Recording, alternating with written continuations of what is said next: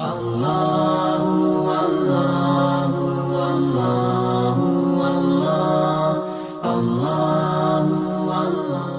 قسم کھائی.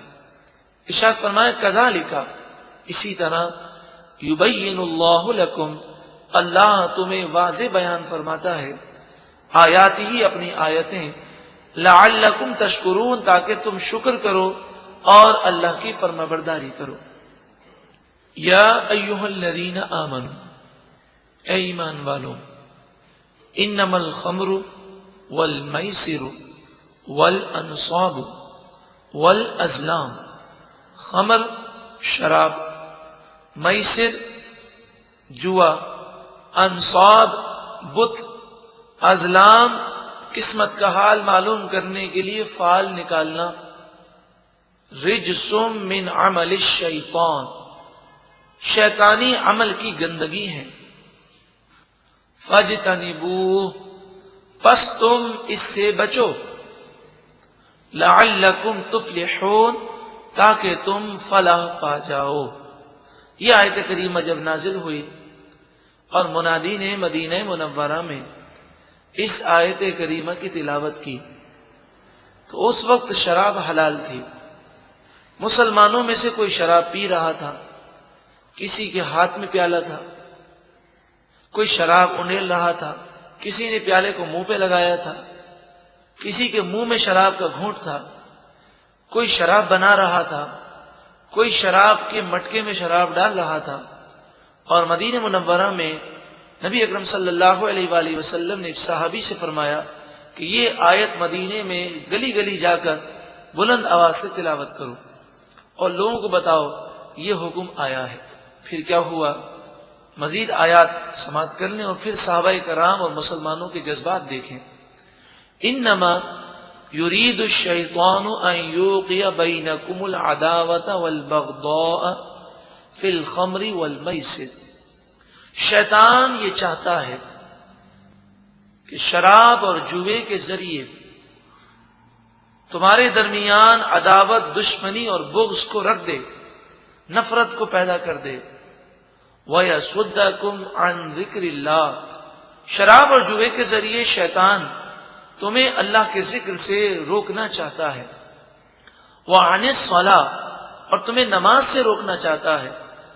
فَهَلْ أَنْتُمْ مُنْتَهُونَ، پس کیا تم باز آ گئے؟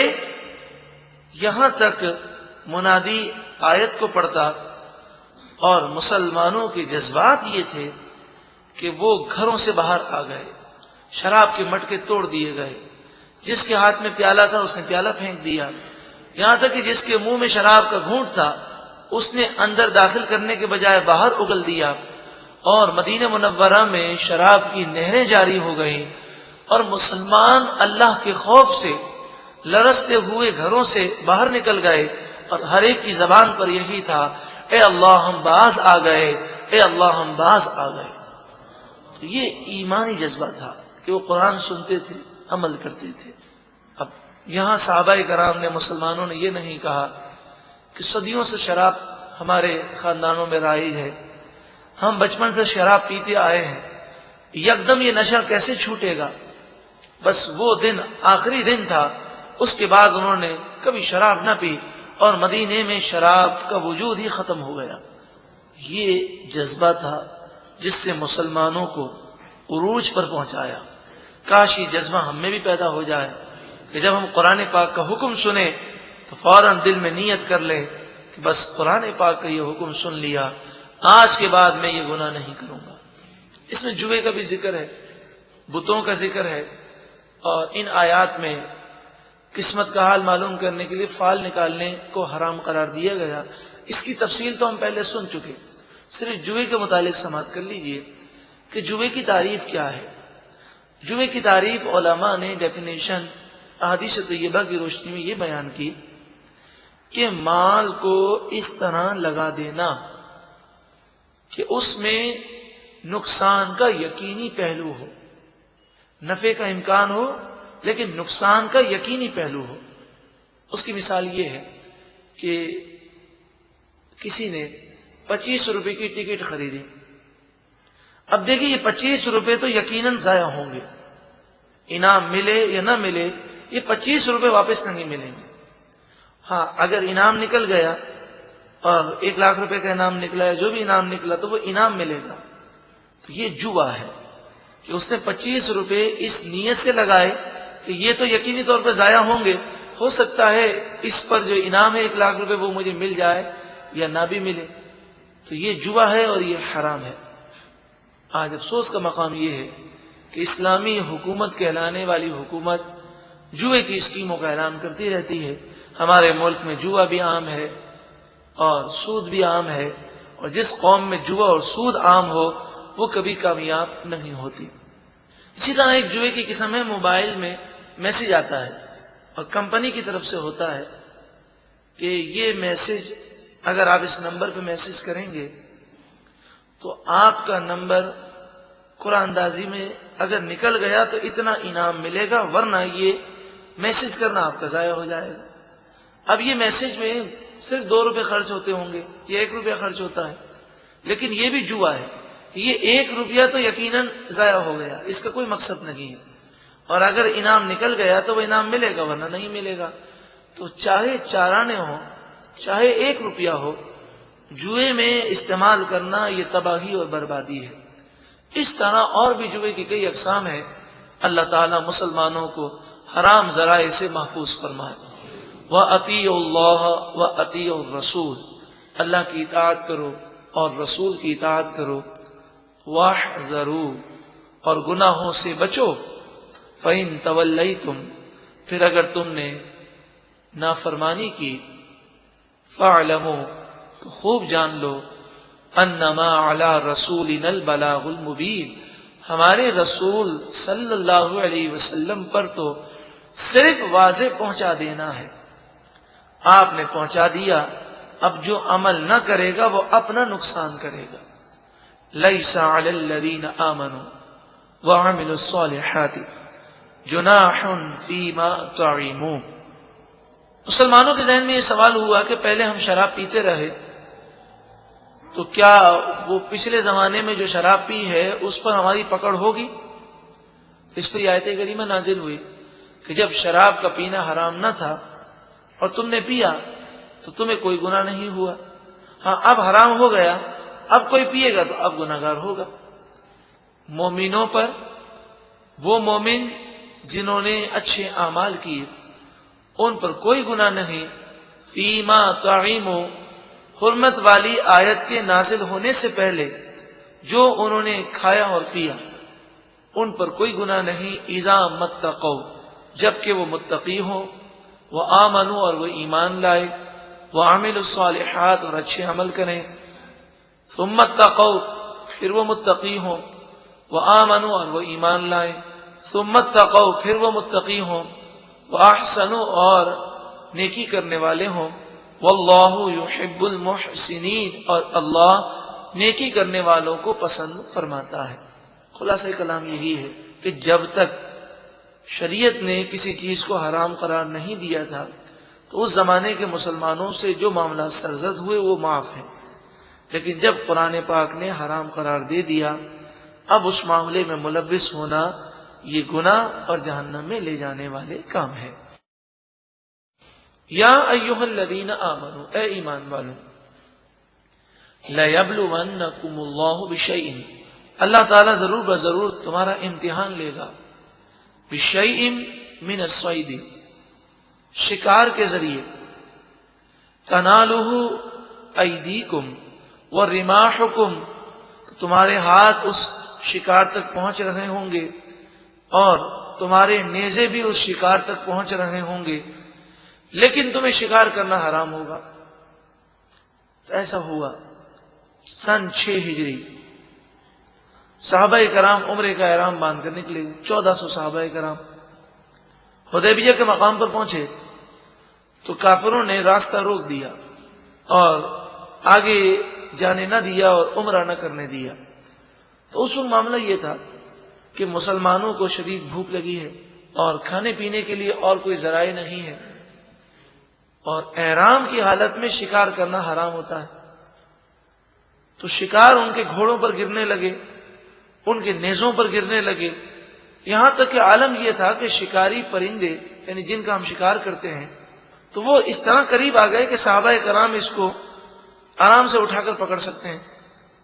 مگر آزمائش کہ شکار کرنا حرام اور جو چیز کھانا حلال ہے وہ مل نہیں رہا. تو اللہ تعالیٰ نے مسلمانوں کی آزمائش فرمائی.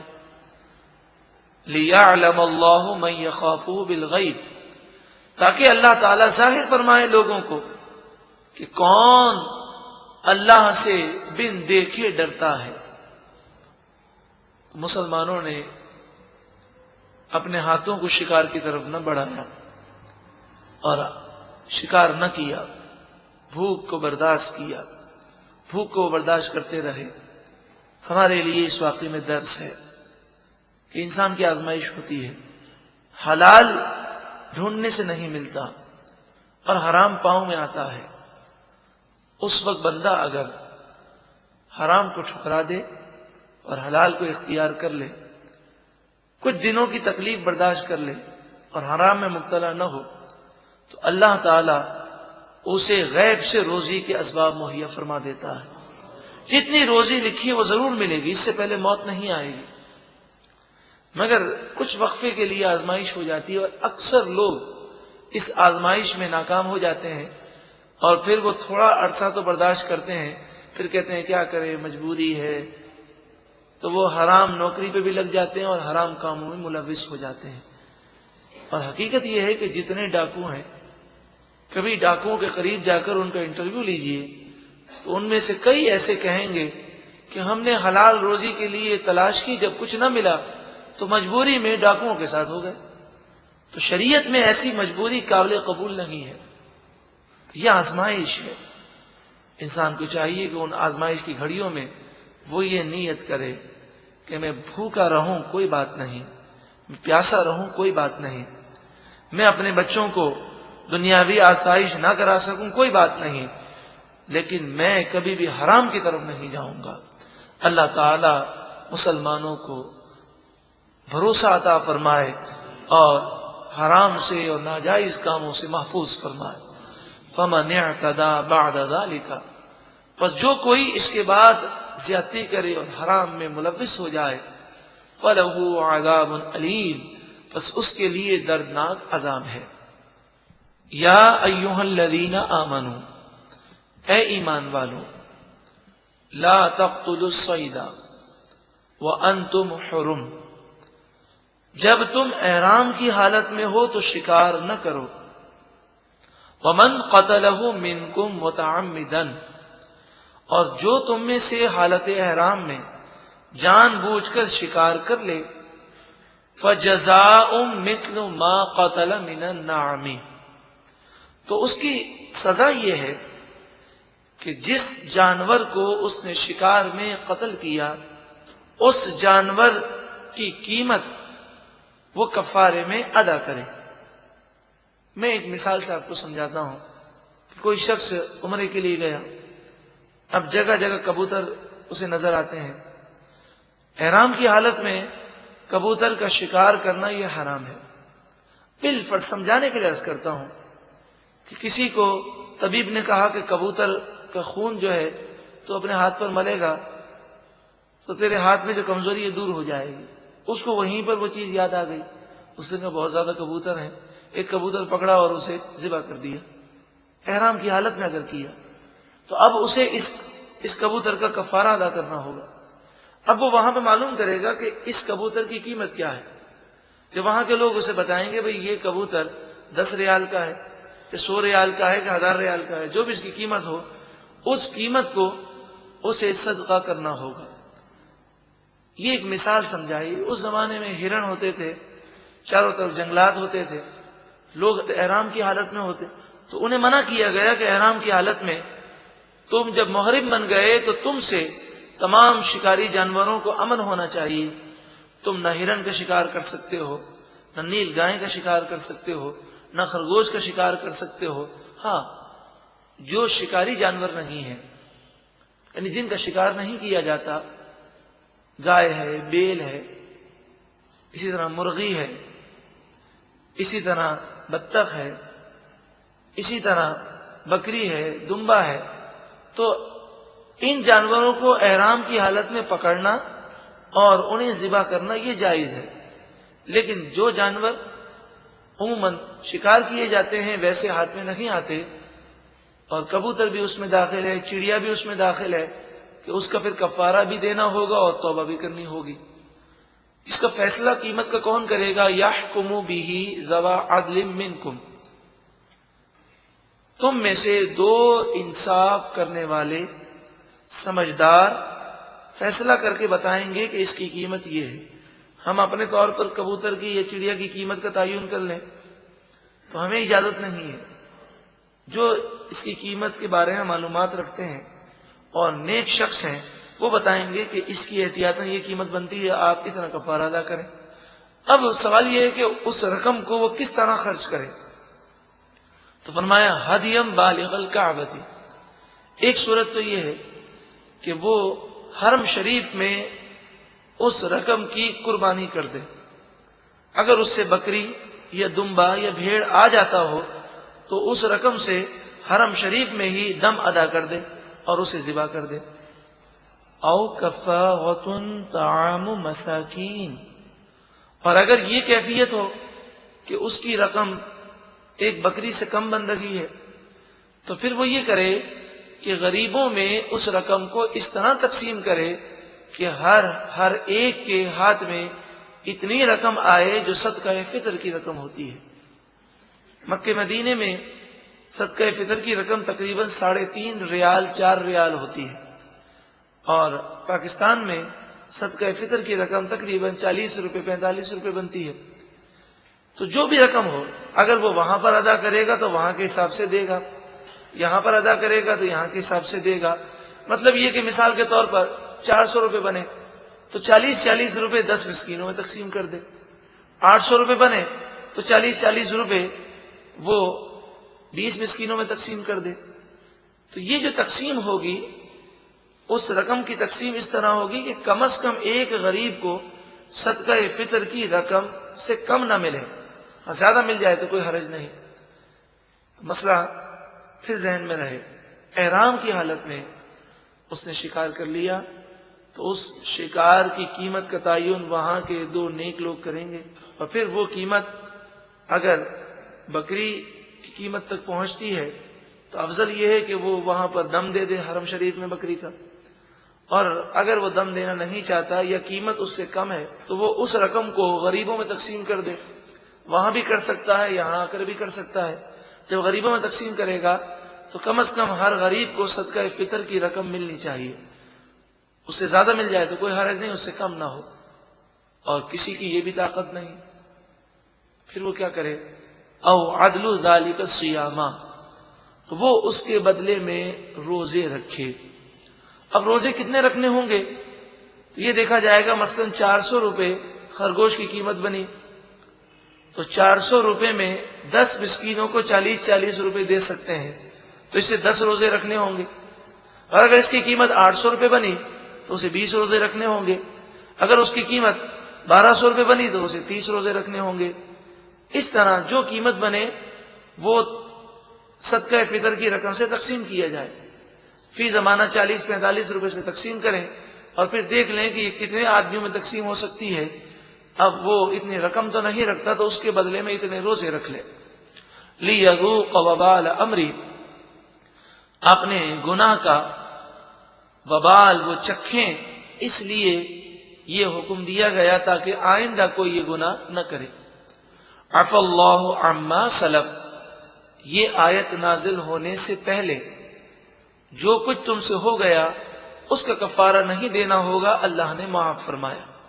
ومن عادا، اب جو کوئی سرکشی کرے اور اس آیت کے نازل ہونے کے بعد بھی یہ کام کرے اور کفارہ بھی ادا نہ کرے، تو جان بوجھ کر یہ کرنا گناہ اور پھر کفارہ بھی ادا نہ کرنا، تو یہ تو ڈبل گناہ ہے۔ فَيَنْتَقِمُ اللَّهُ مِنْهُ، تو اللہ تعالیٰ اس سے بدلہ لے گا۔ وَاللَّهُ عَزِيزٌ ذُو انتقام، اور اللہ غالب بدلہ لینے والا ہے، انتقام لینے والا ہے۔ مفسرین بیان کرتے ہیں کہ جو حج پر جائے عمرے پر جائے، حج کرنا سعادت ہے، عمرہ کرنا سعادت ہے، خصوصاً جو نفلی حج کے لیے جاتے ہیں وہ ذرا بھی پرواہ نہیں کرتے، جرم کرتے ہیں احرام کی حالت میں اور پھر انہیں سمجھایا جائے کہ آپ پر تو دم آ گیا تو کہتے ہیں اللہ غفور رحیم بخشنے والا ہے، وہ مسئلہ سننے کو تیار نہیں ہوتے، حالانکہ اللہ تبارک و تعالی تو بخشنے والا ہے ہی، مگر جو جرم کیے ہیں اس کا کفارہ دینا لازم ہے۔ اور یہاں احرام کی حالت میں شکار کرنے پر کفارہ بیان ہوا اور کفارہ نہ ادا کرنے والوں کو فرمایا گیا کہ اللہ تعالی غالب انتقام لینے والا ہے، اس سے ان لوگوں کو ڈرنا چاہیے۔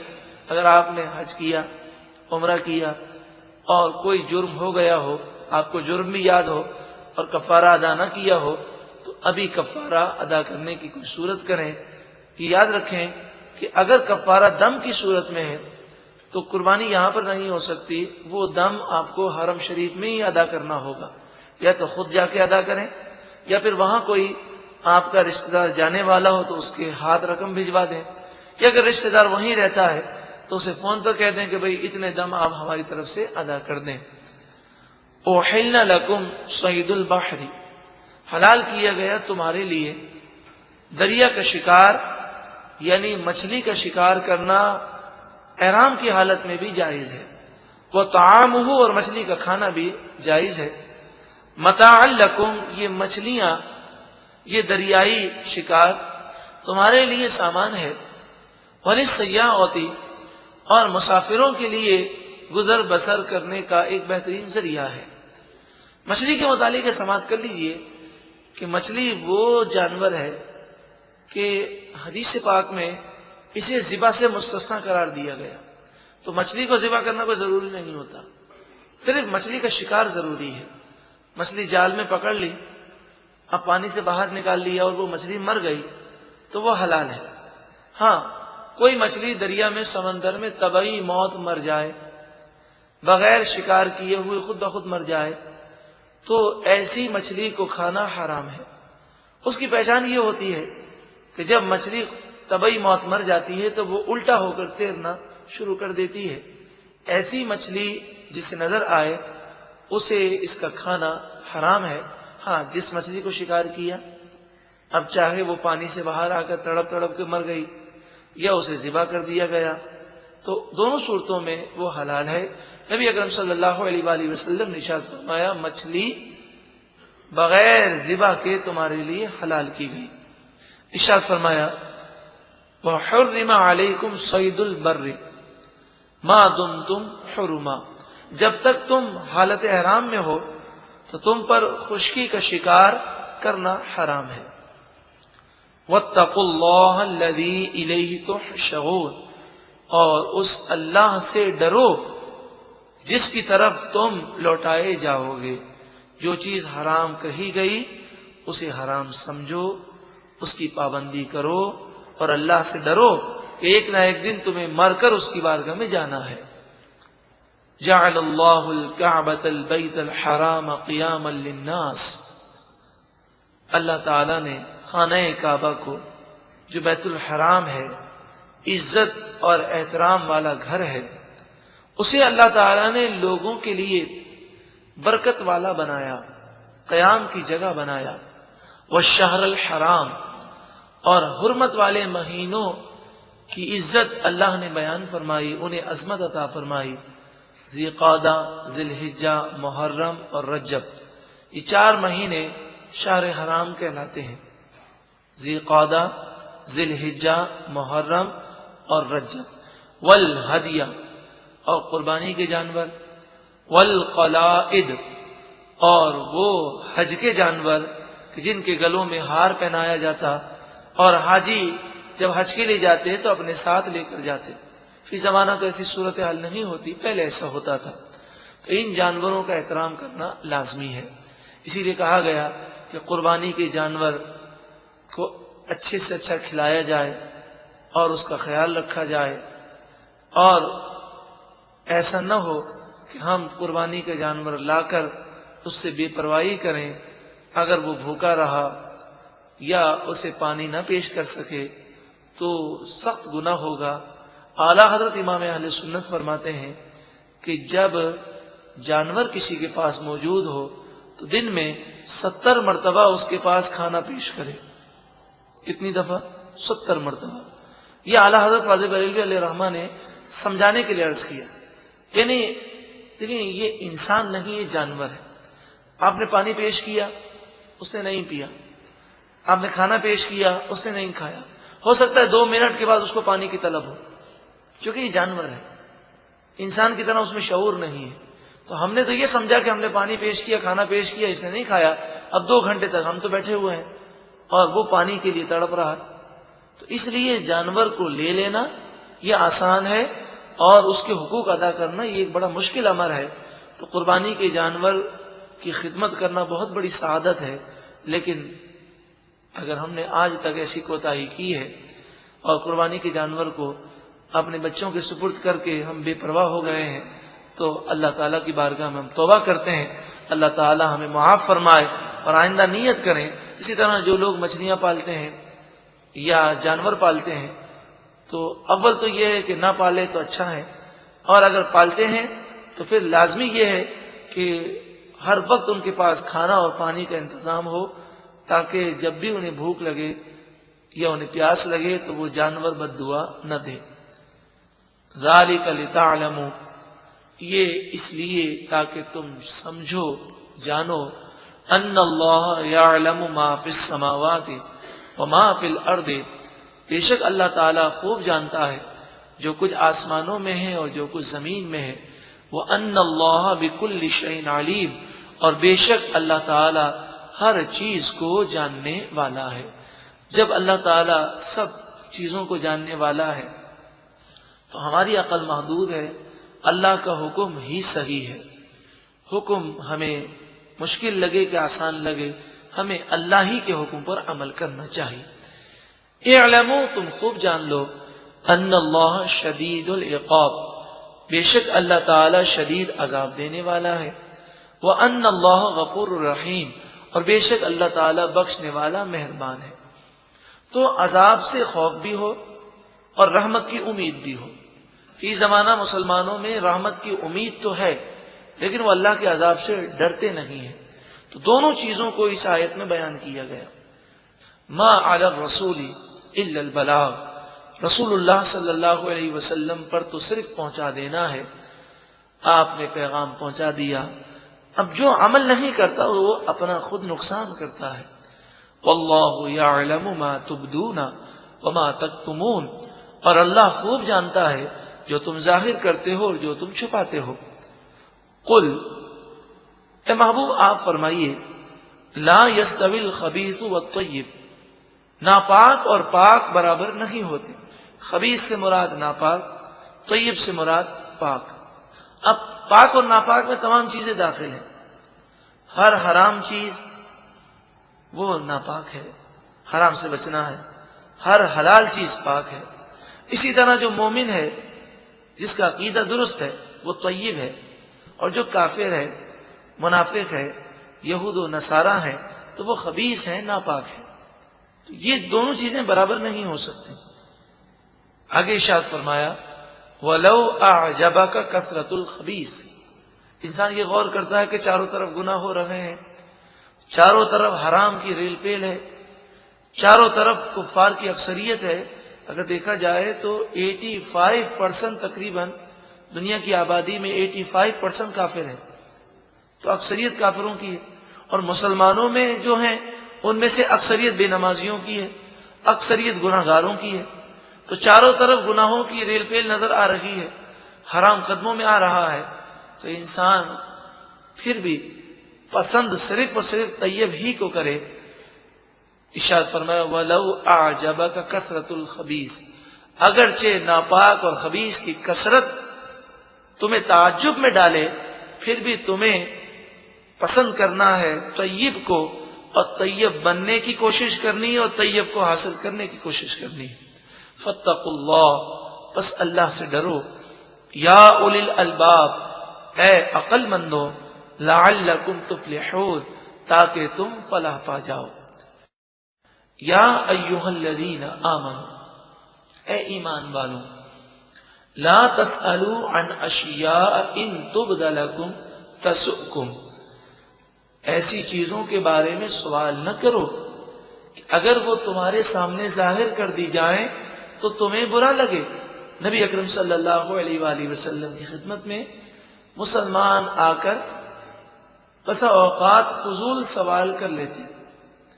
آپ جانتے ہیں اگر آپ سے بھی کوئی فضول سوال کرے تو طبیعت پہ بڑا بوجھ محسوس ہوتا ہے، تو غیر ضروری جب سوالات کرتے تو نبی اکرم صلی اللہ علیہ وآلہ وسلم خاموشی اختیار فرما لیتے، جواب نہ دیتے۔ جس کی ضرورت محسوس کرتے آپ اس کا جواب دیتے۔ تو منافقین یہ شور مچاتے کہ اگر یہ نبی ہیں اور یہ غیب کے علم کو جانتے ہیں تو ہر بات کا جواب کیوں نہیں دیتے؟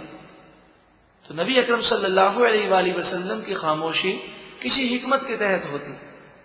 پھر ایک دن ایسا ہوا کہ جب منافقوں نے بہت زیادہ اعتراض کیا تو نبی اکرم صلی اللہ علیہ وآلہ وسلم منبر پر جلوہ افروز ہوئے اور آپ نے فرمایا سلونی ما شئتم، تمہیں جو پوچھنا ہے مجھ سے پوچھو، میں تمہیں جواب دوں گا۔ اور اس حدیث کی شرح میں علماء نے بیان کیا، گویا کہ حضور یہ فرما رہے ہیں کہ میرا خاموشی اختیار کرنا حکمت کے تحت تھا، اس کا یہ مطلب نہ لو کہ مجھے معلوم نہیں، اور تم اگر میرے علم کو دیکھنا چاہتے ہو تو آج میں تمہارے ہر سوال کا جواب دوں گا اور تمہیں یہ بتاؤں گا کہ اللہ نے مجھے کتنا علم عطا فرمایا ہے۔ تو کسی نے یہ کہا کہ میں کہاں جاؤں گا، تو آپ نے فرمایا، وہ منافق تھا، حضور کے پیچھے نماز پڑھتا تھا لیکن تھا منافق، آپ نے اس کا پردہ نہ رکھا اور فرمایا تو جہنمی ہے۔ کسی نے کہا کہ میرا والد کون ہے، تو آپ نے فرمایا کہ تم جس سے منسوب ہو وہی تمہارے والد ہیں، تمہاری ماں نے کوئی بری حرکت نہیں کی۔ یعنی حضور نے کوئی پردہ اس دن نہ رکھا۔ تو صحابہ کرام لرز گئے اور ہر ایک پر یہ خوف طاری ہو گیا کہ کہیں نبی اکرم صلی اللہ علیہ وآلہ وسلم یہ جو جلال میں فرما رہے ہیں، ناراض ہو کر فرما رہے ہیں، تو کہیں ایسا نہ ہو کہ ہم پر اللہ کا غضب آ جائے۔ حضرت عمر رضی اللہ تعالیٰ روتے ہوئے گھٹنے کے بل کھڑے ہوئے اور کہا یا رسول اللہ، آپ منبر سے نیچے تشریف لے آئیں، ہم آپ کے رسول ہونے پر راضی ہیں، ہمیں کوئی سوال نہیں کرنا۔ تو اے ایمان والوں، حضور سے ایسے سوالات نہ کرو کہ اگر ان کا جواب ظاہر ہو جائے تو تمہیں برا لگے۔ وَإِن تَسْأَلُوا عَنْهَا حِينَ يُنَزَّلُ الْقُرْآنِ، قرآن نازل ہو رہا ہے، اس وقت تم نے اگر سوال کیا کسی چیز کے بارے میں، کسی حکم کے بارے میں، تُبْدَ لَكُمْ، تو وہ حکم تمہارے لیے ظاہر ہو جائے اور پھر تم عمل نہ کر سکو گے، تم بھی مشکل میں آؤ گے اور آنے والے بھی مشکل میں آئیں گے۔ نبی اکرم صلی اللہ علیہ وآلہ وسلم نے ارشاد فرمایا اے لوگوں، تم پر حج فرض کیا گیا۔ تو ایک دیہاتی کھڑے ہو گئے، کہا یا رسول اللہ صلی اللہ علیہ وسلم، کیا ہر سال حج کرنا ہے؟ کیا ہر سال حج فرض ہے؟ آپ نے فرمایا لوگوں، تم پر حج فرض کیا گیا۔ وہ پھر کھڑے ہو گئے۔ آپ نے تیسری مرتبہ فرمایا تو وہ تیسری مرتبہ کھڑے ہو گئے۔ تینوں مرتبہ ایسا ہی ہوا۔ تو نبی اکرم صلی اللہ علیہ وآلہ وسلم نے ارشاد فرمایا کہ جب میں تمہیں کسی چیز کا حکم دوں تو وہ لے لو، جس سے منع کروں اس سے رک جاؤ، اور زیادہ سوالات مجھ سے مت کیا کرو، کیونکہ اس وقت قرآن نازل ہو رہا ہے، اس وقت میری زبان سے جو نکلے گا وہ شریعت کا حکم ہوگا۔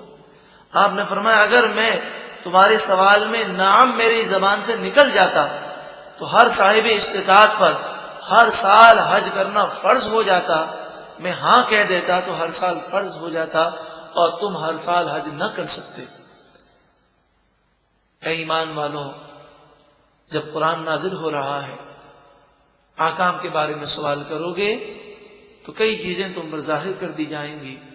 عفا اللہ عنہا، حالانکہ اللہ نے وہ چیزیں تمہیں معاف فرمائی ہیں۔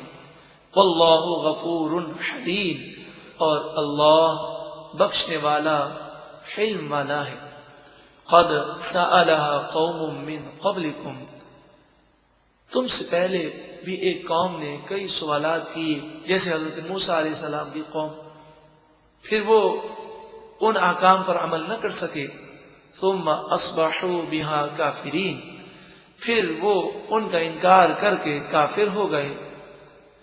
لیکن یہاں پر یہ عرض کر دوں، یہ حکم اس وقت تک تھا جب تک حضور نے وصال ظاہری نہ فرمایا تھا۔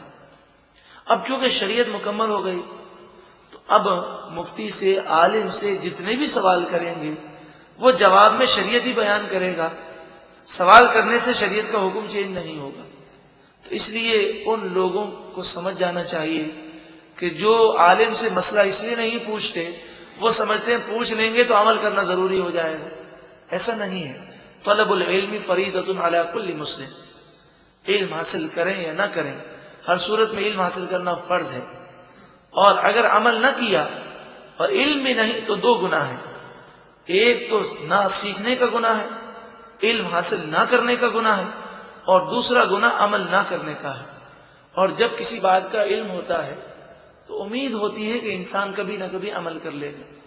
تو اس لیے معلومات ہو اور یہ پتا ہو کہ ہم یہ کر رہے ہیں، غلط کر رہے ہیں، تو کبھی نہ کبھی توبہ کی توفیق مل جاتی ہے۔ اس لیے علم حاصل کرنے میں ذرا برابر بھی جھجکنا نہیں چاہیے۔ کئی ایسے لوگ ہیں، انہوں نے بتایا ہم کیسٹ دیتے ہیں کسی کو، کہتے ہیں نہ بابا نہ، ہم نہیں سنیں گے۔ بھائی سن لیں گے تو پھر تو عمل کرنا ضروری ہو جائے گا۔ تو بتائیے اطیعوا اللہ و اطیعوا الرسول، آپ سنیں یا نہ سنیں، ہر صورت میں اللہ اور اس کے رسول کی فرما برداری تو ضروری ہے۔ ہاں سننے سے یہ فائدہ ہوگا کہ جب معلومات میں اضافہ ہوگا تو پھر ہو سکتا ہے کبھی ہدایت مل جائے اور یہ انسان توبہ کر لے اور عمل کرے۔ ما جعل اللہ من بحیرۃ ولا سائبۃ ولا وصیلۃ ولا حام، اللہ نے بحیرہ، سائبہ، وسیلہ اور حام کو نہیں قرار دیا۔ یہ اصل میں مشرکین کی من مانیاں تھیں۔ وہ یہ خیال کرتے تھے کہ جو اونٹنی 5 مرتبہ حمل سے ہو جائے اور اس کے یہاں 5 مرتبہ بچوں کی ولادت ہو تو اس اونٹنی کو وہ بحیرہ کہتے، اس کے کان چیر دیتے۔ اور سائبہ، جب یہ سفر پر جاتے تو اس طرح کی منت مانتے کہ میں اگر سفر سے واپس تندرست اور سلامتی کے ساتھ آ گیا تو میں اپنی اونٹنی کو سائبہ بنا دوں گا۔ اور وہ کیا کرتے وہ بھی عرض کرتا ہوں۔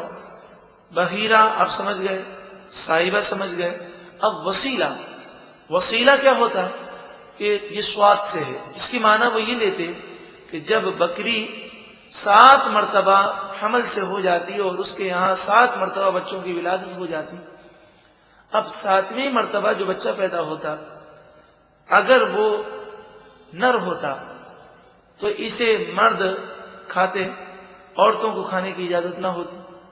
اور اگر مادہ بچہ پیدا ہوتا تو اسے بکریوں میں چھوڑ دیتے، کوئی نہ کھاتا۔ اور اگر نر اور مادہ دونوں 7ویں مرتبہ پیدا ہو جاتے تو یہ انہیں وسیلہ کہتے۔ ولا حامن، یہ حام اونٹ کو کہتے، وہ اونٹ جس کی وجہ سے 10 مرتبہ اونٹنی حاملہ ہو جائے، وہ اونٹ جس کی وجہ سے 10 مرتبہ اونٹنی حاملہ ہو جائے تو وہ اس اونٹ کو حام کہتے، حامی کہتے۔ اب یہ بحیرہ، سائبہ، وسیلہ اور حامی کا کیا کرتے؟ تو انہیں اپنے بتوں کے نام پر چھوڑ دیتے، کہتے ان کا دودھ پینا حرام، ان کے اوپر سواری کرنا حرام، انہیں ذبح کرنا حرام، انہیں کھانا حرام، اور یہ جنگلوں میں سے چھوڑ دیتے۔ اور یہ بتوں کے نام پر چھوڑے ہوئے جانور ہوتے۔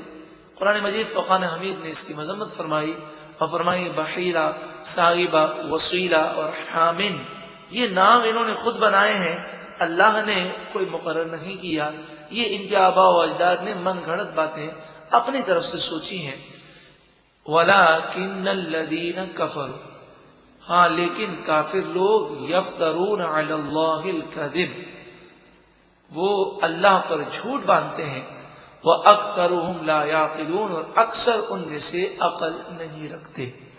اس آیت کریمہ سے ان مسلمانوں کو عبرت حاصل کرنی چاہیے کہ جو من گھڑت اور من مانی رسمیں کرتے ہیں اور ہوتی وہ رسمیں شریعت کے خلاف ہیں، یا بسا اوقات وہ ناجائز منتیں مان لیتے ہیں۔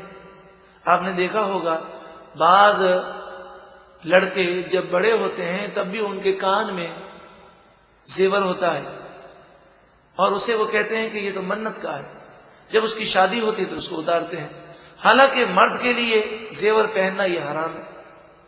اسی طرح بعض آپ نے لڑکے دیکھے ہوں گے کہ ان کے بال تو کٹے ہوئے ہوتے ہیں لیکن ایک لٹ جو ہے وہ نہیں کاٹتے اور اسے وہ بڑی لمبی رکھتے ہیں اور کہتے ہیں یہ تو ہمارے والدین نے منت مانی تھی، تو یہ حرام منت ہے اور اس کا پورا کرنا جائز نہیں کہ نبی اکرم صلی اللہ علیہ وآلہ وسلم نے مردوں کے لیے کندھے سے نیچے بالوں کے رکھنے کو حرام قرار دیا، تو یہ لٹ تو کندھے سے نیچے ہوتی ہے تو یہ حرام ہے۔ اس طرح کی اور بہت ساری چیزیں ہیں جو زمانہ جاہلیت کی پیداوار ہے یا ہندوؤں کے ساتھ رہنے کی وجہ سے ہے۔ اللہ تعالی ہمیں شریعت کی پابندی کرنے کی توفیق عطا فرمائے۔ وَإِذَا قِيلَ لَهُمْ تَعَالَوْا إِلَى مَا أَنزَلَ اللَّهُ وَإِلَى الرَّسُولِ، اور جب کہا جائے ان سے آؤ اللہ کے نازل کردہ کلام کی طرف، یعنی قرآن کی طرف آ جاؤ اور رسول کی طرف آ جاؤ اور شریعت کے پابند ہو جاؤ، قالوا وہ کہتے ہیں حسبنا ما وجدنا علیہ آباءنا، ہمیں تو وہی کافی ہے جو ہم نے اپنے آباء و اجداد سے پایا، جس پر ہم نے اپنے آباء و اجداد کو پایا ہم اسی پر عمل کریں گے۔ یہ تو مشرکوں کی مذمت ہے، کافروں کی مذمت ہے، لیکن آج بھی کئی ایسے مسلمان ہیں کہ وہ ناجائز رسومات کرتے ہیں، شریعت کے خلاف کام کرتے ہیں، اور جب سمجھایا جائے تو کہتے ہیں کہ بھئی ہم تو اپنے آباء و اجداد کے نقش قدم پر چلیں گے، ہم شریعت کو نہیں مانتے، بسا اوقات یہ کلمہ کفر بھی بک دیتے ہیں۔ اس کی ایک میں نے مثال وراثت کا مسئلہ پیش کیا تھا کہ بیٹی کو وراثت میں جو حصہ نہیں دیتے وہ یہی کہتے ہیں کہ ہمارے خاندان میں یہ رسم نہیں ہے، تو خاندانی رسمیں جو شریعت کے خلاف ہوں ان پر عمل کرنا جائز ہی نہیں۔ اولو کان آباؤہم لا یعلمون شیئا ولا یہتدون، کیا اگر ان کے آباء و اجداد کسی چیز کو جانتے بھی نہ ہوں اور وہ ہدایت یافتہ بھی نہ ہوں، گمراہ ہوں، تو کیا پھر بھی وہ اپنے آباء و اجداد کی پیروی کریں گے؟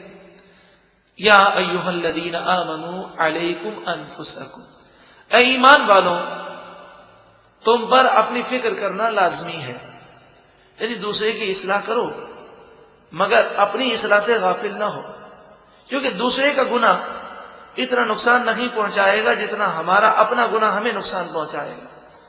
تو اس میں ان مسلمانوں کو نصیحت ہے کہ جو کافروں اور منافقوں کی حرکت سے رنجیدہ ہو جاتے، ان کے دل ٹوٹ جاتے، تو انہیں فرمایا گیا کہ تمہارا کام تھا نصیحت کرنا، تم نے نصیحت کر دی، اب وہ جانے، ان کا کام جانے، تمہیں کل بروز قیامت اس پر پوچھا نہیں جائے گا، لیکن جتنی ہم میں طاقت ہے اتنی نصیحت کرنا اور برائی سے روکنا ہم پر فرض ہے۔ یا ایھا الذین آمنوا علیکم انفسکم، اے ایمان والوں تم پر اپنی جان کی اصلاح کرنا لازمی ہے، اپنی فکر کرنا لازمی ہے، اور تمہاری نصیحت کے باوجود بھی اگر کوئی نصیحت پذیر نہیں ہوتا تو رنج مت کرو، افسردہ نہ ہو۔ لا یضرکم من ضل اذا اہتدیتم، جب تم ہدایت پر ہو تو جو گمراہ ہے وہ تمہیں نقصان نہیں پہنچائے گا۔ الی اللہ مرجعکم جمیعا، تم سب کو اللہ رب العالمین کی بارگاہ میں جمع ہونا ہے اور پلٹ کر جانا ہے۔ فَيُنَبِّئُكُم بِمَا كُنتُمْ تَعْمَلُونَ، پس وہ تمہیں خبر دے گا جو تم کام کیا کرتے تھے۔ یا ایھا الذین آمنوا، اے ایمان والو، شہادت بینکم اذا حضر احدکم الموت، جب تم میں سے کسی کو موت آنے لگے، حین الوصیت، اور وہ وصیت کرنے لگے، تو تمہارے درمیان دو گواہ گواہی دیں اور وہ لوگوں کو بتائیں کہ ہم موجود تھے، اگر وہ موجود تھے، اور اس کی وصیت لوگوں کو بتائیں۔ اثنان ذوا عدل منکم، تم میں سے دو عادل نیک شخص گواہی دیں۔ لیکن سوال یہ ہے کہ مرنے والا اگر ایسی حالت میں ہو کہ اس کے پاس کوئی مسلمان ہی نہ ہو، کافر ہو، تو کافر بھی وصیت کی گواہی دے سکتا ہے۔ او آخران من غیرکم، یا دو ہوں لیکن وہ مسلمان نہ ہو۔ ان انتم ضربتم فی الارض، اور تم زمین میں سفر کر رہے ہو، مسلمان کے سامنے وصیت کرنا ممکن نہیں، تو کافر کے سامنے وصیت کر دو اور انہیں گواہ بنا دو۔ وہ مسلمانوں کو جا کر بتائیں کہ مرنے والے نے یہ وصیت کی ہے۔ یہ سارے حکم اس وقت تھے کہ جب وصیت کرنا فرض تھا۔ جب وراثت کے مسائل بیان ہو گئے تو اب وصیت کرنا فرض نہیں بلکہ مستحب ہے۔ پھر بھی اگر کسی نے شریعت کے مطابق وصیت کی ہے تو سننے والوں کو اس کی گواہی دینا لازمی ہے۔ فَأَصَابَتْكُمْ مُصِيبَةُ الْمَوْتِ، تم سفر میں ہو اور موت کی مصیبت تمہیں آنے لگے تو جو ملے اس کو گواہ بنا کر وصیت کر دو۔ تَحْبِسُونَهُمَا مِنْ بَعْدِ الصَّلَاةِ، پھر نماز کے بعد، یعنی نماز عصر مراد ہے یہاں، نماز عصر کے بعد تمام لوگوں کے سامنے وہ دونوں گواہ آئیں اور انہیں روک لیا جائے۔ فَيُقْسِمَانِ بِاللَّهِ، وہ دونوں اللہ کی قسم کھائیں۔ اِنِ ارْتَبْتُمْ، اگر تمہیں شک ہو کہ یہ لوگ جھوٹ بول رہے ہیں تو ان سے کہو، کبھی قسم کھا کر حلف اٹھا کر یہ کہو کہ جو تم وصیت کر رہے ہو صحیح وصیت کر رہے ہو، اور وہ قسم کھائیں اور یہ کہیں لا نشتری بہ ثمنا، ہم جھوٹی قسم کھا کر کوئی دنیا کی دولت حاصل کرنا نہیں چاہ رہے۔ وَلَوْ كَانَ ذَا قُرْبَى، اگرچہ ہمارے رشتہ داروں کا فائدہ ہو تب بھی ہم جھوٹی قسم نہیں کھائیں گے۔ وَلَا نَكْتُمُ شَهَادَةَ اللَّهِ، اور ہم اللہ کی گواہی نہیں چھپائیں گے۔ إِنَّا إِذًا لَّمِنَ الْآثِمِينَ، اور یہ گواہ کہیں کہ اگر ہم ایسا کریں گے تو بے شک اس وقت ہم ضرور گناہگار ہو جائیں گے۔ اب انہوں نے جو گواہی دی، ان کی گواہی سننے کے بعد یہ محسوس ہوا کہ یہ تو قسمیں بھی کھا رہے ہیں، سب کچھ کر رہے ہیں، لیکن قرینہ اور حالات یہ بتاتے ہیں یہ جھوٹ بول رہے ہیں۔ فَإِنْ أُثِرَ عَلَىٰ أَنَّهُمَا اسْتَحَقَّا إِثْمًا فَآخَرَانِ يَقُومَانِ مَقَامَهُمَا مِنَ الَّذِينَ اسْتَحَقَّ عَلَيْهِمُ الْأَوْلَيَانِ، شریعت نے بیان کیا کہ جب ان دونوں کے بارے میں محسوس کیا جائے کہ یہ جھوٹ بول رہے ہیں، گناہ کر رہے ہیں، تو پھر میت کے قریبی رشتہ داروں میں سے دو کھڑے ہوں اس کی جگہ پر، اور وہ میت کے بہت قریبی رشتہ دار ہوں، فَيُقْسِمَانِ بِاللَّهِ، اور وہ قسم کھائیں اللہ کی، اور وہ کہیں کہ یہ جو گواہی دی گئی یہ گواہی ان بنیاد پر غلط ہے۔ دیکھیں شریعت میں گواہی کے لیے کئی قوانین ہیں۔ مثلا اوقات شخص بھی نیک ہوتا ہے، وہ گواہی بھی دے رہا ہے، قسمیں بھی کھا رہا ہے، لیکن حالات یہ بتاتے ہیں جھوٹ بول رہا۔ مثلا ایک نابینا شخص ہے، وہ کورٹ میں پیش ہو کر یہ کہتا ہے کہ خدا کی قسم میں 8ویں منزل پر تھا اور میں نے روڈ پر دیکھا کہ یہ شخص اس کو مار رہا تھا۔ اب وہ شخص ایسی گواہی دے رہا ہے، قرینہ یہ بتاتا ہے یہ جھوٹ بول رہا ہے کہ اس کی تو آنکھیں نہیں ہیں، یہ نابینا ہے، تو 8ویں منزل سے اس نے کہاں سے دیکھ لیا؟ تو اس صورت میں گواہی کو رد کر دیا جائے گا۔ لَشَهَادَتُنَا أَحَقُّ مِنْ شَهَادَتِهِمَا، اور وہ یہ ثابت کریں کہ ہماری گواہی ان کی گواہی سے بہتر ہے۔ وَمَا اعْتَدَيْنَا، اور یہ ثابت کریں کہ ہم نے کوئی زیادتی اور ظلم نہیں کیا۔ إِنَّا إِذًا لَّمِنَ الظَّالِمِينَ، اور اگر ہم ایسا کریں تو ضرور ہم ظالم ہو جائیں گے۔ ذَلِكَ أَدْنَىٰ أَن يَأْتُوا بِالشَّهَادَةِ عَلَىٰ وَجْهِهَا، ارشاد فرمایا کہ یہ زیادہ مناسب ہے کہ گواہی عَلَىٰ وَجْهِهَا، گواہی بالکل صحیح قائم ہو، اس لیے یہ کرنا ضروری ہے۔ او يخافوا ان ترد ایمان بعد ایمانہم، اور گواہی دینے والا بھی ڈرے کہ اگر میں نے جھوٹی گواہی دی اور میری گواہی جرح کے بعد رد کر دی گئی تو مجھے سخت سزا دی جائے گی، تاکہ آئندہ وہ جھوٹی گواہی دینے کی جرت نہ کرے۔ واتقوا اللہ، اللہ سے ڈرو، واسمعوا، اور خوب غور سے سنو، واللہ لا یہدی القوم الفاسقین، اور اللہ فاسق قوم کو ہدایت نہیں دیتا۔ اس آیت کریمہ کا شان نزول کیسے ہوا، یعنی یہ کیوں نازل ہوئی اور یہ حکم کیوں بیان کیا گیا؟ ایک مسلمان سفر پر تھے، ان کے پاس بہت سارا سامان تھا، اس میں ایک قیمتی سونے اور چاندی سے مرصع ایک پیالہ بھی تھا۔ دوران سفر وہ انتقال کرنے لگے تو جب وہ انتقال کرنے لگے تو ان کے پاس 2 عیسائی کھڑے ہوئے تھے، تو انہوں نے اپنا سارا مال ان عیسائیوں کو دیا اور کہا کہ تم جا کر یہ مال اسے دے دینا ہمارے گھر والوں کو۔ تو یہ لوگ مال لے کر مدینہ شریف میں آئے، مال پیش کر دیا۔ جب انہوں نے مال پیش کیا تو ان کے ورثاء نے مال کو کھولا، تو مال کے اندر ایک جگہ پر مال کی فہرست چھپی ہوئی تھی، تو اس مرنے والے نے احتیاطاً مال کی فہرست بھی اندر ڈال دی تھی۔ تو جب انہوں نے فہرست سے مال کو چیک کیا تو وہ سونے اور چاندی سے مرصع پیالہ نہ ملا جو بہت ہی قیمتی تھا۔ تو اب انہوں نے ان دونوں عیسائیوں کو بلایا اور کہا یہ بتاؤ کہ انہوں نے کوئی دوران سفر خرید و فروخت کی تھی؟ کہنے لگے نہیں، وہ تو جاتے ہی بیمار پڑ گئے، کوئی خرید و فروخت نہ کر سکے۔ کہا یہ بتاؤ کہ کوئی چیز ان کی گم ہوئی تھی؟ کہا نہیں، کوئی چیز بھی گم نہیں ہوئی تھی۔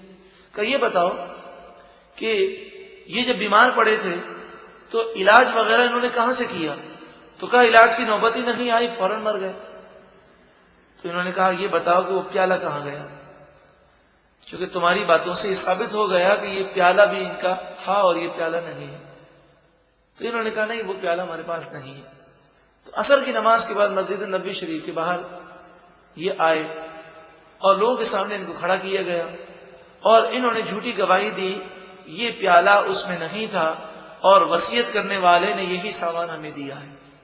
اب کیا ہوا؟ یہ پیالہ مکہ مکرمہ میں کسی کے پاس ملا، اسے گرفتار کیا گیا اور اسے پوچھا گیا کہ یہ پیالہ تمہیں کہاں سے ملا؟ تو وہ کہنے لگا کہ میں نے ان دونوں عیسائیوں سے خریدا ہے، اور جب میں نے خریدا تو یہ 2 گواہ اور یہ لوگ میرے سامنے تھے۔ تو ان گواہوں کو بلایا گیا، یہ تصدیق ہو گئی کہ یہ دونوں عیسائیوں نے یہ پیالہ مکے میں فلاں شخص کو بیچا ہے۔ اب مسئلہ یہ تھا کہ یہ پیالہ واقعی اس مرنے والے کا ہے یا نہیں، تو اس کی گواہی کون دے؟ تو مرنے والے کے جو قریبی رشتہ دار تھے ان میں سے 2 شخص کھڑے ہوئے اور انہوں نے گواہی دی اور کہا کہ یہ پیالہ اسی کا ہے اور ہم اس پیالے کو جانتے ہیں۔ تو جب ایسا ہوا تو عیسائیوں کو بھی ماننا پڑا اور انہوں نے کہا ہم نے جھوٹ بولا تھا، اور وہ اپنی غلطی پر نادم ہوئے اور انہوں نے اپنی غلطی تسلیم کر لی۔ تو اس پر یہ قوانین بیان ہوئے۔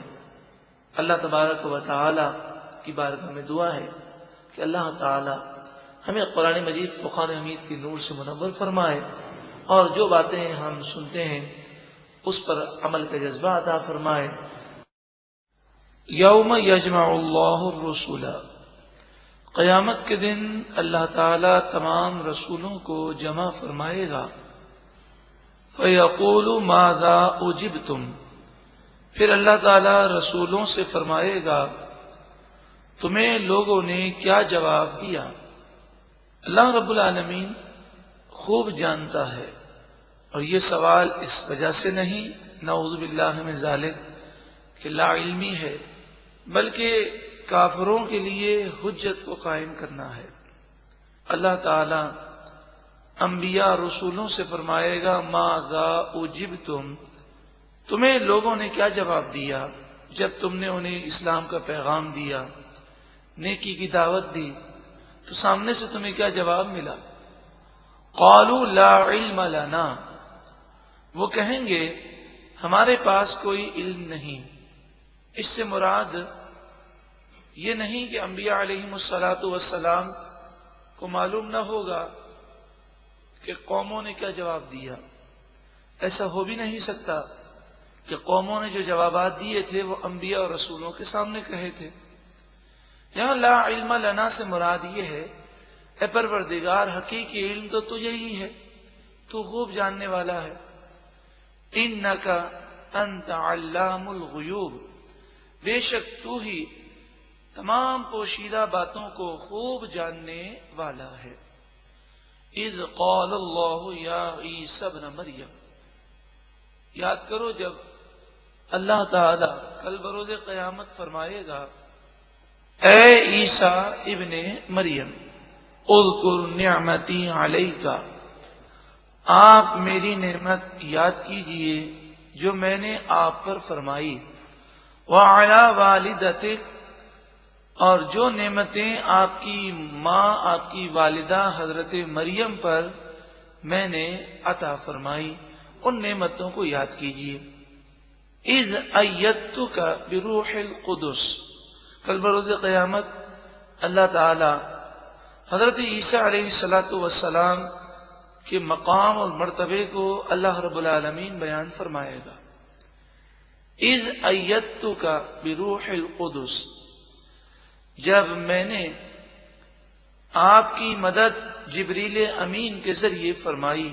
تکلم الناس فی المہد وکہلا، آپ لوگوں سے کلام فرماتے، ماں کی گود میں بھی، جھولے میں بھی، اور پکی عمر میں بھی آپ نے لوگوں سے کلام فرمایا.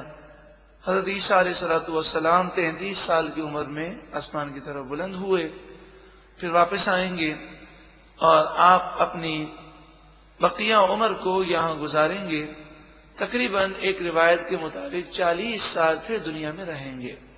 63 سال کی عمر میں، اور ایک روایت میں ہے کہ 73 سال کی عمر میں آپ کا وصال ہوگا. تو کہلن اس عمر کو کہتے ہیں جو 40 سال کے بعد ہو.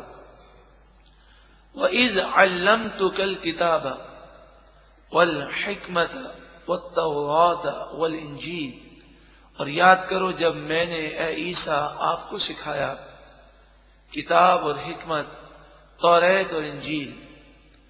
وَإِذْ تَخْلُقُ مِنَ الطِّينِ، اور یاد کرو جب آپ مٹی سے بناتے، کہیئۃ الطَّیْرِ، پرندے کی شکل، بِإِذْنِی، میرے اذن سے، فَتَنْفُخُ فِیہا، پھر آپ اس میں پھونک مارتے، فَتَکُونُ طَیْرًا بِإِذْنِی، پھر وہ جو مٹی کی صورت ہوتی وہ میرے اذن سے پرندہ بن جاتا.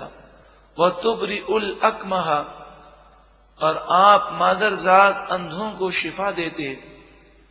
وَالْأَبْرَصَ، اور برص کے مریضوں کو شفا دیتے. بِإِذْنِی، میرے اذن سے. وَإِذْ تُخْرِجُ الْمَوْتَى بِإِذْنِی، اور یاد کرو جب آپ مردوں کو میرے اذن سے زندہ فرماتے.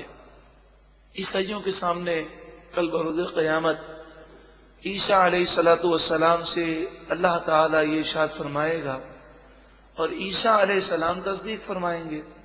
اور عیسائیوں کے سامنے اس طور پر یہ ظاہر ہوگا کہ حضرت عیسیٰ علیہ السلام کو اللہ نے جو مقام و مرتبہ دیا، آپ جو مردوں کو زندہ کرتے اور دیگر معجزات جو دکھاتے، تو وہ اللہ کی دی ہوئی طاقت سے آپ ایسا کرتے.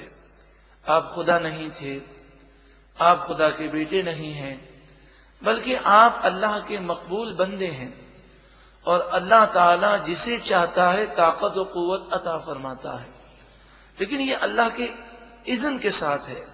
اسی لیے بار بار بھی اذنی کے الفاظ ہیں کہ اے عیسیٰ جو کچھ آپ کرتے تھے وہ میرے اذن سے کرتے تھے، اور عیسیٰ علیہ السلام اس کی تصدیق فرمائیں گے. تو اس طرح عیسائیوں کا رد فرمایا جا رہا ہے. وَإِذْ كَفَفْتُ بَنِي إِسْرَائِيلَ عَنْكَ، اور یاد کرو جب آپ سے بنی اسرائیل کو میں نے روکا، یعنی یہودی آپ پر حملہ نہ کر سکے. اذ جئتہم بالبینات، جب آپ ان کے پاس روشن معجزات لے کر آئے. فقال الذین کفروا منہم، تو بنی اسرائیل میں سے کافروں نے کہا، ان ھذا الا سحر مبین، یہ تو ضرور کھلا جادو ہے. نعوذ باللہ من ذالک. حضرت عیسیٰ علیہ السلام کے معجزات کو بنی اسرائیل میں سے جو کافر تھے انہوں نے جادو سمجھا، خصوصاً توریت کے ماننے والے جادو کہہ کر آپ کے دشمن ہو گئے. وَإِذْ أَوْحَيْتُ إِلَى الْحَوَارِيِّينَ، اور یاد کرو جب میں نے حواریوں کے دل میں یہ بات ڈالی. حواری سے مراد وہ لوگ ہیں جو عیسیٰ علیہ السلام کے ساتھی ہیں اور عیسیٰ علیہ السلام کے دین کی انہوں نے خدمت کی. ان حواریوں کے دلوں میں میں نے یہ بات ڈالی ان آمنو بی و برسولی کہ اے حواریوں تم مجھ پر ایمان لاؤ اور میرے رسول پر ایمان لاؤ. قالو تو وہ حواری بولے آمنا ہم ایمان لائے. واشہد اور تو گواہ ہو جا بِأَنَّنَا مسلمون بے شک ہم مسلمان ہیں اللہ کی بارگاہ میں گردن جھکانے والے ہیں. اب جو اگلی آیت کریمہ ہے آیت نمبر 112 اس میں اس سورہ مبارکہ کا جو نام مائدہ ہے اسی مناسبت سے یہاں پر ایک واقعہ موجود ہے جس میں حواریوں نے عیسیٰ علیہ السلام سے یہ درخواست کی کہ آپ اللہ کی بارگاہ میں دعا کریں کہ اللہ تعالی ہمیں آسمان سے دسترخوان کھانے کا عطا فرمائے.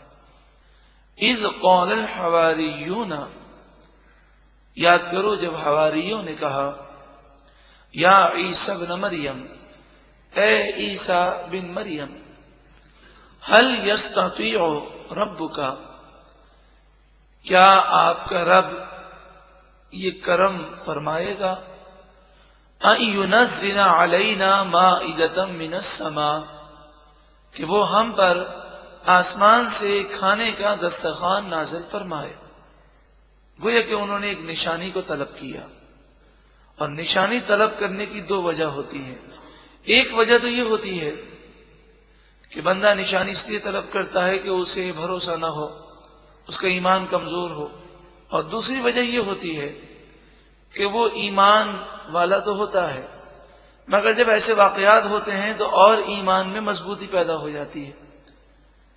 عیسیٰ علیہ السلام نے فرمایا قال اتقوا اللہ آپ نے فرمایا اللہ سے ڈرو ان کنتم مؤمنین اگر تم مومن ہو تو اللہ سے ڈرو اور ایسی نشانی تم نہ طلب کرو.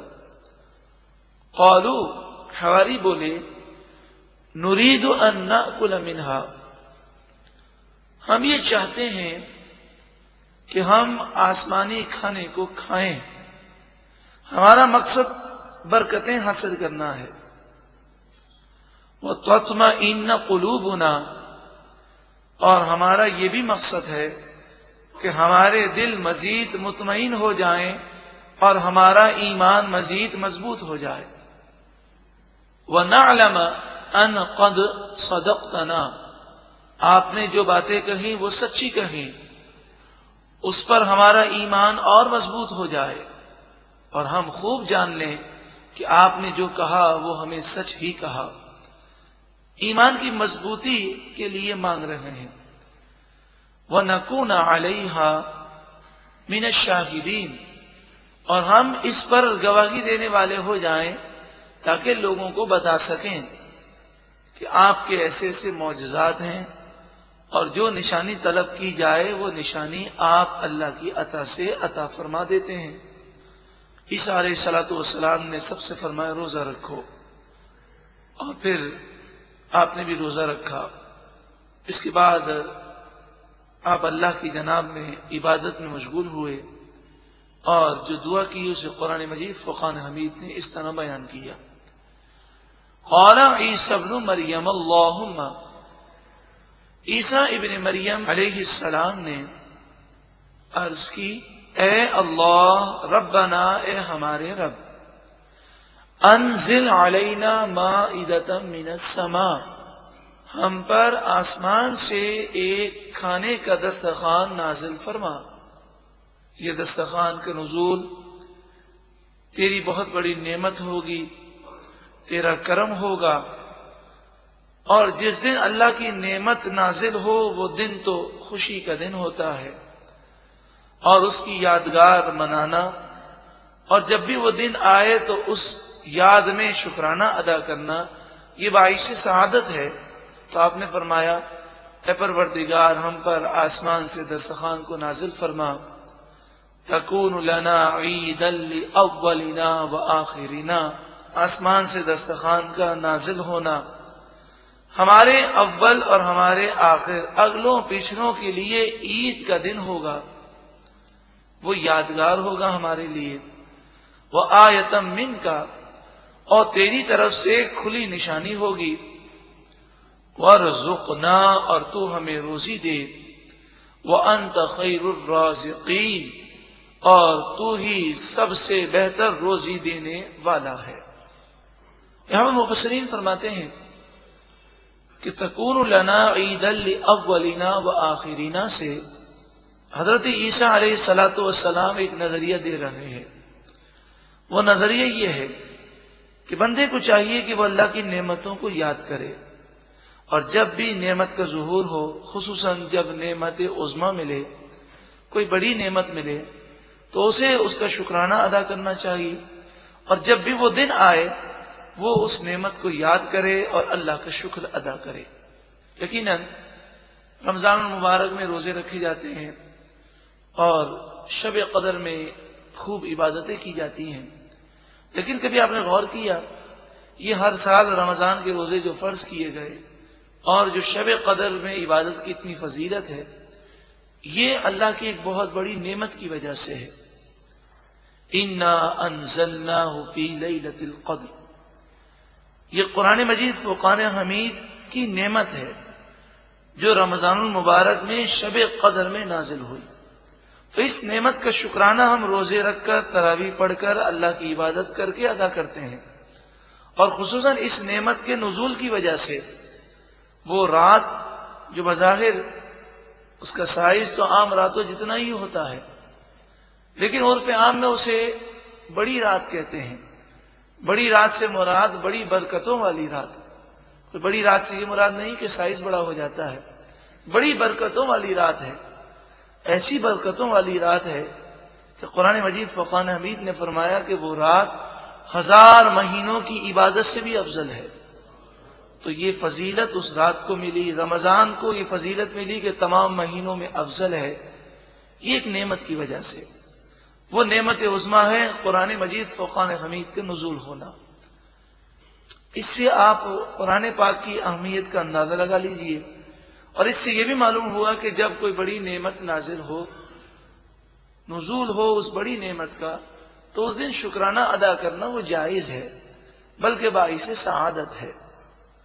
اب آپ سوچیں، وہ ذات جن کے صدقے میں قرآن پاک ملا، جن کے صدقے میں رمضان ملا، جن کے صدقے میں شب قدر ملی، بلکہ جن کے فیض سے ہمیں ایمان نصیب ہوا، بلکہ جن کی شفاعت سے ہی جنت میں جائیں گے، وہ نبی اکرم صلی اللہ علیہ وسلم جس مہینے میں تشریف لائے، جس دن تشریف لائے، جو آپ کی تشریف آوری کی رات ہے، کہ صبح صادق کا وہ مبارک وقت کہ جو دن اور رات کے درمیان ایک رابطے کا وقت ہے، اس وقت جب آپ تشریف لائے تو بزرگان دین ارشاد فرماتے ہیں، خصوصاً امام جلال الدین سیوطی الشافعی علیہ رحمہ کا قول اس سے پہلے بھی عرض کیا تھا، آپ بہت بڑے مفسر ہیں، بہت بڑے محدث ہیں، آج سے 500 سال قبل آپ نے کتابیں لکھی،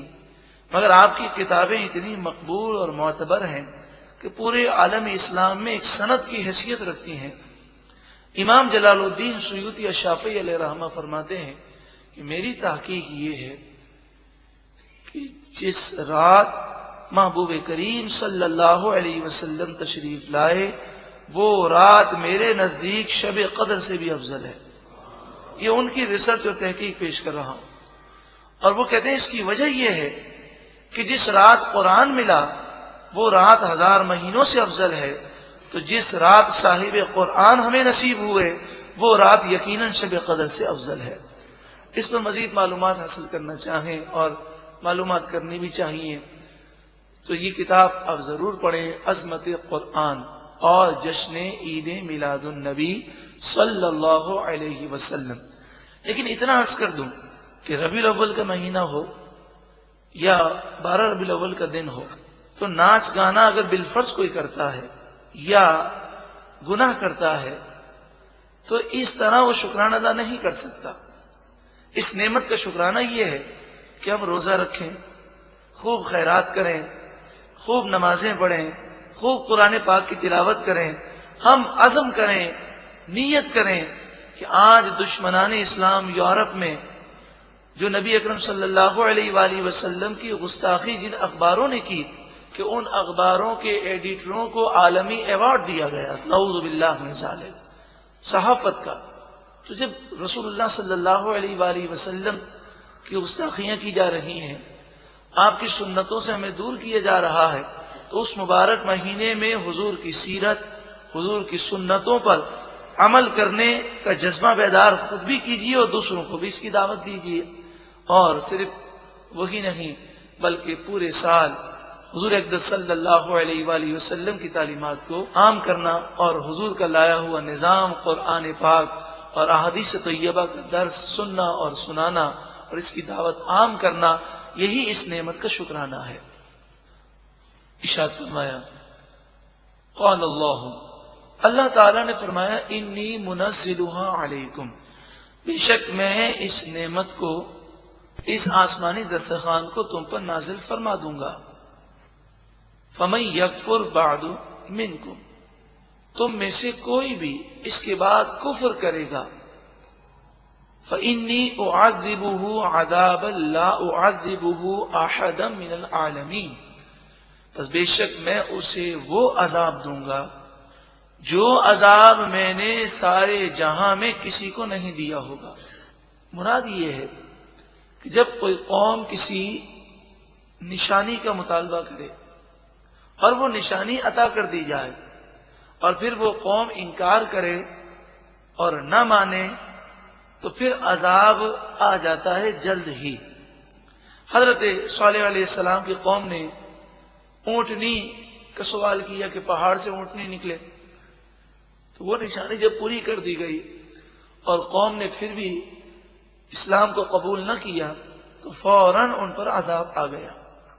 نبی اکرم صلی اللہ علیہ وآلہ وسلم رحمت للعالمین بن کر آئے اور آپ کی آمد کے بعد کافروں پر بھی اجتماعی عذاب نہیں آتا، انہیں ڈھیل دی جاتی ہے، اور یہ اللہ کی رحمت ہے۔ تو کافروں نے نبی اکرم صلی اللہ علیہ وآلہ وسلم سے بھی کئی نشانیاں طلب کی، ان کی طلب پر نشانیاں نہ دکھائی گئیں، اکثر ایسا ہوا، اور اس کی وجہ مفسرین نے یہی بیان کی کہ جو یہ مانگ رہے تھے وہ دکھا دیا جاتا۔ مثلا یہ کہتے تھے کہ ہمیں کوئی فرشتہ آسمان سے اترتا ہوا نظر آئے اور وہ آ کر کہے کہ یہ سچے نبی ہیں، تو یہ نشانی دکھانا اللہ کے لیے تو کوئی مشکل نہیں، مگر یہ نشانی دکھا دی جاتی اور پھر یہ ایمان نہ لاتے تو پھر اجتماعی عذاب آتا، اور یہ حضور کی رحمت کا صدقہ تھا کہ انہیں ڈھیل دی گئی، اور اس ڈھیل دینے کا یہ فائدہ ظاہر ہوا کہ ان میں سے اکثر ایمان لے آئے، اور وہ ایمان نہ لائے تو ان کی نسلیں مسلمان ہو گئیں۔ اچھا، وہ دسترخوان جو نازل ہوا اس پر عذاب کن لوگوں پر آیا؟ تو مفسرین فرماتے ہیں کہ جب یہ دسترخوان نازل ہوا تو یہ چمڑے کا دسترخوان تھا، مائدہ چمڑے کے دسترخوان کو کہتے ہیں، اور بعض مفسرین فرماتے ہیں وہ سرخ رنگ کا دسترخوان تھا، تو چمڑے کا دسترخوان، سرخ رنگ کا دسترخوان یہ نازل ہوا، اور اس پر کھانا موجود تھا، یہ آسمانی کھانا تھا۔ کھانے میں کیا چیزیں تھیں اس کے بارے میں کوئی بات کنفرم نہیں کہی جا سکتی، مفسرین نے مختلف اقوال لکھے، اور ان اقوال کا خلاصہ یہی ہے کہ وہ ایسی نعمت تھی کہ اسے یہ جتنا کھاتے کم ہونے کے بجائے وہ بڑھ جاتی، صبح بھی کھاتے شام کو بھی کھاتے، یہ دسترخوان لگا ہوا تھا، بنی اسرائیل آ کر کھانے لگے۔ اب ہوا کیا کہ جب یہ دسترخوان پر یہ کھاتے اور کھانا کم نہ ہوتا تو یہ اس بات کی نشانی تھی کہ حضرت عیسیٰ علیہ السلام اللہ کے سچے نبی ہیں، سچے رسول ہیں۔ لیکن بنی اسرائیل میں سے جس شخص نے بھی حضرت عیسیٰ علیہ السلام کو نبی نہ مانا، رسول نہ مانا، وہ مختلف پریشانیوں اور مختلف عذاب میں گرفتار ہو گیا۔ بعض لوگوں نے کیا کیا، حضرت عیسیٰ علیہ السلام نے فرمایا کہ جو کھانا کھا سکتے ہو کھاؤ، اسے اپنے پاس چھپا مت لینا، ذخیرہ مت کرنا، انہوں نے خیال کیا پتہ نہیں یہ دسترخوان کب تک یہاں پر رہے، آسمان کو بلند کر دیا جائے، تو انہوں نے ذخیرہ کرنا شروع کر دیا۔ جو انہوں نے ذخیرہ کیا وہ بھی خراب ہو گیا، اور دسترخوان بھی آسمان کی طرف اٹھا لیا گیا، اور جن لوگوں نے ذخیرہ کیا وہ لوگ بندر اور خنزیر بنا دیے گئے۔ وَإِذْ قَالَ اللَّهُ يَا عِيسَى ابْنَ مَرْيَمَ، اور یاد کرو جب اللہ نے فرمایا اے عیسیٰ ابن مریم، أَأَنْتَ قُلْتَ لِلنَّاسِ اتَّخِذُونِي وَأُمِّيَ إِلَٰهَيْنِ مِن دُونِ اللَّهِ، کیا آپ نے لوگوں سے کہا تھا کہ لوگوں مجھے اور میری ماں کو اللہ کو چھوڑ کر دو خدا بنا لو؟ اللہ تبارک و تعالی حضرت عیسیٰ علیہ السلام کے مقام و مرتبے کو کل بروز قیامت بیان فرمائے گا، ابھی عیسائیوں پر حجت قائم کرنے کے لیے فرمائے گا کہ اے عیسیٰ علیہ السلام کیا آپ نے کہا تھا؟ کیونکہ عیسائی آج تک یہ کہتے ہیں کہ ہمیں عیسیٰ علیہ السلام نے کہا ہے کہ مجھے خدا سمجھنا اور میری ماں کو خدا سمجھنا اور میں خدا کا بیٹا ہوں، نعوذ باللہ من ذالک، یہ باتیں ہمیں حضرت عیسیٰ علیہ السلام نے کہی ہیں۔ یہ جو جھوٹا الزام لگاتے ہیں اللہ تعالیٰ ان کے سامنے ارشاد فرمائے گا اے عیسیٰ کہ آپ نے کہا تھا کہ مجھے خدا بنا لو اور میری ماں کو خدا بنا لو من دون اللہ، اللہ کو چھوڑ کر۔ اللہ تبارک و تعالیٰ تو ہر چیز کو جاننے والا ہے۔ یہ سوال جیسا کہ آپ نے سنا عیسائیوں کو تنبیہ کے لیے ہے، ان کے سامنے حجت قائم کرنے کے لیے۔ قال، حضرت عیسیٰ علیہ السلام عرض کریں گے سبحانک، اے پروردگار تجھے پاکی ہے، ما یکون لی ان اقول ما لیس لی بحق، میں ناجائز بات کہہ ہی نہیں سکتا، تو جانتا ہے، تجھے پاکی ہے کہ میں ناحق اور ناجائز بات کہہ ہی نہیں سکتا۔ ان کنت قلتہ، میں نے کہا نہیں ہے، اور اگر میں نے کہا ہوتا فقد علمت، تو اسے جانتا، تو میں نے ایسی کوئی بات نہیں کہی۔ تعلم ما فی نفسی، اب جب چونکہ آپ نے اللہ کی جناب میں یہ عرض کرنا ہے تو اللہ کی جناب میں عرض کرتے وقت عاجزی کا اظہار اور اپنی کمزوری کا اظہار آپ نے کیا کہ وہ خالق کائنات ہے، ساری قوتیں طاقتیں اسی کے پاس ہیں، جس میں جو طاقت ہے قوت ہے وہ اللہ کی عطا سے ہے۔ وہ باتیں جو میرے جی میں ہیں اور جن باتوں کو میں جانتا ہوں، تعلم ما فی نفسی، تو بھی جانتا ہے کہ میرے جی میں کیا ہے، ولا اعلم ما فی نفسک، اور تیرے علم کو میں نہیں جانتا، یعنی جو تو مجھے عطا فرماتا ہے وہی جانتا ہوں، اور تیری عطا کے بغیر میں کچھ نہیں جانتا۔ انک انت علام الغیوب، بے شک تو ہی غیبوں کو جاننے والا ہے۔ یہاں پر اس بات کو اچھی طرح سمجھ لینا چاہیے، حقیقی عالم صرف اللہ ہے، اور جسے بھی علم ملا اللہ کی عطا سے ملا۔ حقیقی مالک صرف اللہ ہے، اور جسے بھی کسی چیز کی ملکیت ملی وہ اللہ کی عطا سے ہے۔ جب یہ بات ہم کہہ دیتے ہیں تو پھر ایک ہمیں درس ملتا ہے، وہ درس یہ ہے کہ جب ساری قوتیں اللہ کے قبضے میں ہیں تو بندہ پھر لوگوں کو خوش کرنے کے لیے اللہ کی نافرمانی کیوں کرتا ہے؟ وہ اللہ سے قرب کیوں حاصل نہیں کرتا؟ وہ یہ کیوں نہیں کہتا افوض امری الی اللہ، میں نے اپنا سارا معاملہ اللہ کے سپرد کر دیا؟ زبان سے تو کہتا ہے، کاش دل سے بھی وہ اپنے تمام معاملات اللہ کے سپرد کر دے، پھر وہ اللہ کا بھی فرما بردار ہوگا، اس کے رسول کا بھی فرما بردار ہوگا، اور دنیا کے معاملات بھی اس کے سمر جائیں گے، اور ایک ایسی کامیاب زندگی گزارے گا کہ پھر انشاءاللہ جنت الفردوس محبوب کریم صلی اللہ علیہ وسلم کا پڑوس نصیب ہوگا۔ ما قلت لهم الا ما امرتنی به، حضرت عیسیٰ علیہ السلام عرض کریں گے پروردگار میں نے ان لوگوں کو وہی کہا جس کا تو نے مجھے حکم دیا تھا، ان اعبدوا اللہ ربی و ربکم، کہ اے لوگوں تم اللہ کی عبادت کرو جو میرا بھی رب ہے اور تمہارا بھی رب ہے.